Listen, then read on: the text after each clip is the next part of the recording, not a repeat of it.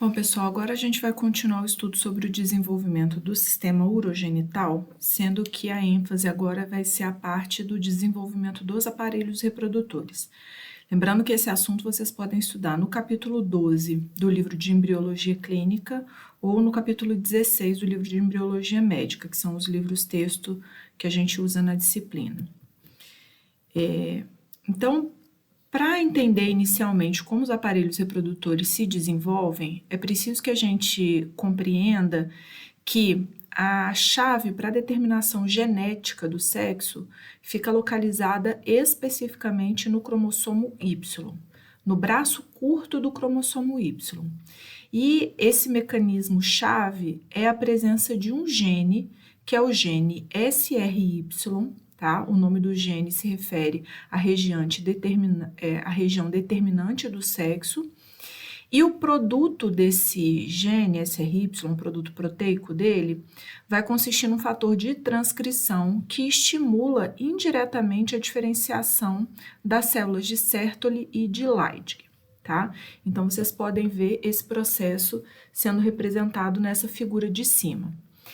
Esse gene SRY, então, estimulando a diferenciação desses dois tipos de células, que são células que estão presentes no testículo, né, células de Sertoli e as células de Leydig, eles vão estimular processos que dependem da secreção de substâncias para que os processos se desenvolvam. A célula de Sertoli, especificamente, secreta o AMH, que é o hormônio antimileriano. E o que esse hormônio faz é que ele causa a atrofia do ducto mileriano, que é uma estrutura que dá origem às estruturas do aparelho reprodutor feminino. Então, havendo o gene SRY, as células de Sertoli vão se desenvolver, secretam esse hormônio antimileriano e o hormônio antimileriano faz com que as estruturas de aparelho reprodutor feminino não se desenvolvam. Então, esse é um mecanismo de bloqueio causado pelo SRY. As células de Leydig, por sua vez, secretam testosterona. Aliás, elas secretam testosterona e a testosterona também pode ser convertida em uma outra forma, que é a dihidrotestosterona. Esses dois hormônios, esses dois andrógenos, são responsáveis pela masculinização das estruturas do aparelho reprodutor masculino. A testosterona vai estimular, né, a masculinização, a virilização dos ductos mesonéfricos, que são estruturas que contribuem para o aparelho masculino, e a dihidrotestosterona leva à masculinização da genitália externa masculina. Então, é um mecanismo de determinação do sexo fenotípico. Nas mulheres, na ausência do gene SRY, as estruturas de aparelho reprodutor feminino se desenvolvem. Por quê? Porque não há células de Sertoli nem secreção de hormônio antimileriano. Então, aquelas estruturas começam a se desenvolver. E essas estruturas ainda vão começar a secretar o hormônio feminino, né? Os hormônios femininos, que são os estrógenos. E os estrógenos são responsáveis pela feminilização das estruturas do aparelho reprodutor feminino.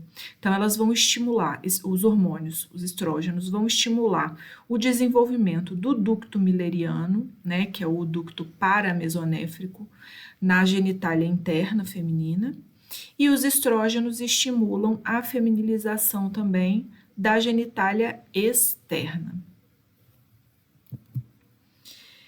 E esse processo todo vai se desenvolver, né, essa etapa inicial do desenvolvimento das gônadas, acontece nas estruturas que são chamadas de cristas genitais ou cristas gonadais, que são estruturas derivadas do mesoderma intermediário, né, são essas condensações do mesoderma intermediário na porção dorsal, né, do embrião, e são nessas cristas genitais que as estruturas gonadais vão se desenvolver. A figura do lado esquerdo da tela está representando para a gente a localização dessas estruturas de gônadas primitivas na parede posterior, na parede dorsal, né? Essas condensações de tecido mesodérmico. Como consequência do desenvolvimento dessas estruturas, as células germinativas primordiais, que são células derivadas do epiblasto, que ficaram armazenadas no endoderma do saco vitelino, tá? Essas células que estavam aqui, lá no endoderma do saco vitelino, começam a migrar através do mesentério dorsal para a região das cristas gonadais. Elas vão migrando, né, fazendo esse processo de migração na 5ª semana e vão invadir a estrutura das cristas genitais ou cristas gonadais na 6ª semana. E esse processo de migração é importante porque essas células primordiais também exercem influência indutora sobre o desenvolvimento das gônadas.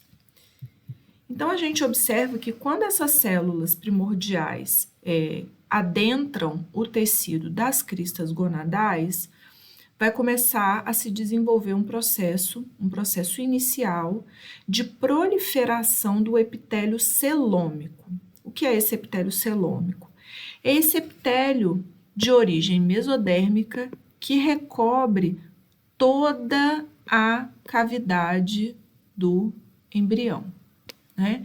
Esse mesoderma é aquele mesoderma extraembrionário somático, e nessa região das cristas, esse mesoderma se espessa e ele penetra no tecido das cristas gonadais, formando cordões sexuais primitivos, tá? Cordões de células, né? Cordões sexuais primitivos ou primários, sendo que essa etapa acontece tanto no desenvolvimento dos testículos quanto no desenvolvimento dos ovários. É uma etapa semelhante nos dois sexos. Nos homens, esses cordões sexuais primitivos ou primários se desenvolvem e eles formam os cordões medulares. E esses cordões medulares se diferenciam em cordões seminíferos. Nos meninos, esses cordões seminíferos, eles permanecem maciços até a fase de puberdade, e é somente na fase de puberdade que eles realmente vão ser canalizados, ou seja, eles vão adquirir um lúmen e vão se diferenciar nos túbulos seminíferos, que são as estruturas masculinas localizadas dentro dos testículos que contêm as células reprodutivas masculinas, né? E todas as células da linhagem espermatogênica. Os cordões, quando eles penetram o tecido da crista gonadal, eles vão dar origem também às células de Sertoli no homem. Ou seja, as células de Sertoli são derivadas da proliferação do epitélio mesodérmico que a gente viu acontecendo aqui na superfície da crista. Então, na estrutura do túbulo seminífero, o que a gente observa é que as células que formam o túbulo, né, que são células de Sertoli e células da linhagem germinativa, elas são derivadas, as células de Sertoli, do mesoderma e as células germinativas das células germinativas primordiais, né? Então, tudo isso vai fazer parte dos túbulos seminíferos. Na mulher, o processo é diferente. Por quê? Na mulher, o que acontece é que esses cordões sexuais primitivos degeneram, eles se formam, porém, eles degeneram, tá? Eles chegam a ser penetrados pelas células germinativas primordiais, porém, as células dos cordões, que são essas células derivadas desse tecido que recobre a cavidade, desse mesoderma, essas células degeneram. Então, as células germinativas da mulher, durante essa fase em que esses cordões degeneram, elas ainda são expostas a um fator iniciador de meiose. Como consequência disso, essas células germinativas iniciam o processo de meiose, que é uma característica que a gente sabe que faz parte do aparelho reprodutor feminino, que é o fato de as meninas nascerem com ovogônias já diferenciadas em ovócitos e esses ovócitos já apresentarem a sua meiose iniciada e interrompida em uma prófase 1, né? Então, essa característica das meninas já nascerem com ovócitos em prófase 1 é decorrente dessa exposição ao fator iniciador de meiose, sendo que essa exposição acontece quando os cordões sexuais primários degeneram e, em seguida, vão se formar uma segunda leva de cordões sexuais derivados do mesmo epitélio que recobre a cavidade, né? Ou seja, esse epitélio de cobertura nas mulheres, esse que está escuro aqui na figura, ele vai se proliferar novamente e forma cordões sexuais secundários. Na mulher, esses são chamados de cordões corticais. E esses cordões, na mulher, nas meninas em desenvolvimento, eles sofrem um processo de fragmentação. Então, o que a gente tem são estruturas tubulares, né, com células derivadas desse mesoderma. Dentro desses cordões, a gente encontra ainda as células germinativas femininas, né, ou seja, esses ovócitos já com a meiose iniciada. E esses grupos, essa estrutura, que é uma estrutura alongada, um cordão de células, isso vai se fragmentando, vai se quebrando em pequenas estruturas com formato de bolsa, né? Contendo também células mesodérmicas e sempre uma célula germinativa primordial, né? Ou um ovócito, no caso. E o produto dessa fragmentação dos cordões sexuais que forma os folículos ovarianos. Então, na menina, o que a gente tem é a estrutura tubular, né? A estrutura tubular não, porque aqui ainda não é maciço, né? Mas essa estrutura que é um bastão de células, ele vai fragmentar. E ele vai se partir em pequenos grupos de células, sendo que cada grupo desses de células que vai ser formado, ele é constituído por células derivadas do epitélio celômico e por um ovócito em prófase 1. Então, isso vai dar origem aos folículos primordiais, que são os folículos que a menina já nasce com eles dentro dos seus ovários, e esses folículos contêm, então, ovócitos primários com a prófase interrompida.